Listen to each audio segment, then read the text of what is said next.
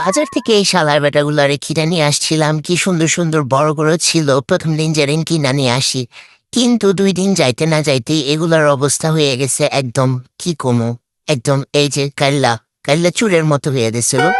এগুলা হচ্ছে লটকন, তোমরা অবশ্য চিনো। এটার কে সিলেটি ভাষায় বুবি বলে। তো তোমরা কে কি বলো এটারে বইলো তো। দেখো আমি এই সবগুলা খাওয়া শেষ, এমনি এমনি খায় নিছি, বুঝছো। এটা মিষ্টি ছিল, এত টক ছিল না।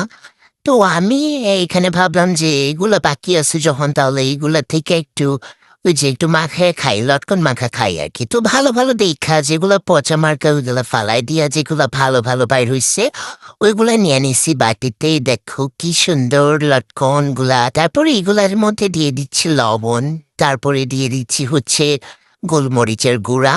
অনেকে আবার আরো কি কি জানি দেয়, দেখলাম কাসুন্দি টাসুন্দি দিয়া আরো কি কি দেয়। আমি এইরকমই ভাল লাগে আমার খাইতে, কেন জানি।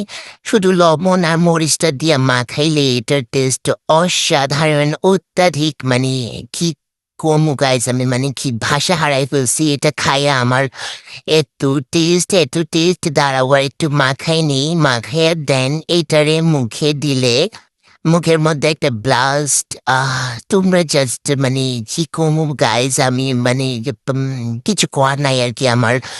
তো তোমরা এরকম বানায় খায় বুঝছো, লটকন মাখা না কি বুবি মাখা যেটাই বলো, এটা খায়া তো গাইজ আমার মুখের অবস্থা একদম কি কম, একদম টক টক হয়ে গেছে।